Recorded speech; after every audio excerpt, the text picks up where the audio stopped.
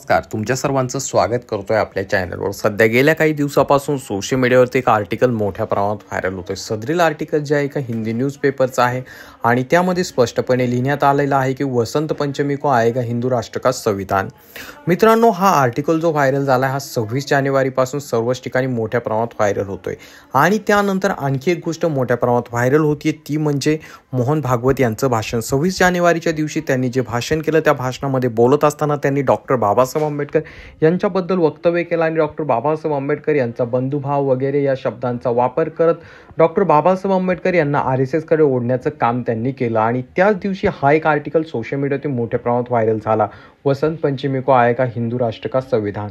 आणि यामध्ये जे आहे मित्रांनो अनेक गोष्टींबद्दल बोलण्यात आलं आणि त्यानंतरची सेकंड हेडलाईन लिहिण्यात आलेली होती। यामध्ये सेकंड हेडलाईन मध्ये लिहिण्यात आलेलं होतं, राम श्री कृष्ण के राज्य मनुस्मृति और चाणक्य के अर्थशास्त्र को आधार पर 12 माह 12 दिन में तैयार, अशा प्रकारची हेडलाईन लिहून ते टाकण्यात आलेलं होतं। परंतु मित्रांनो, आता प्रश्न हा पडायला लागलाय की अशा प्रकारचे आर्टिकल जर येत असेल तर यामध्ये खरंच सरकारचा हात आहे का, की ही गोष्ट खरी आहे की खोटी आहे, अशा अनेक प्रश्न उपस्थित राहायला लागले। तर याबाबत लवकरच डीपमध्ये एक व्हिडिओ घेऊन येत आहेत, तोपर्यंत चॅनलला नक्कीच सबस्क्राईब करा।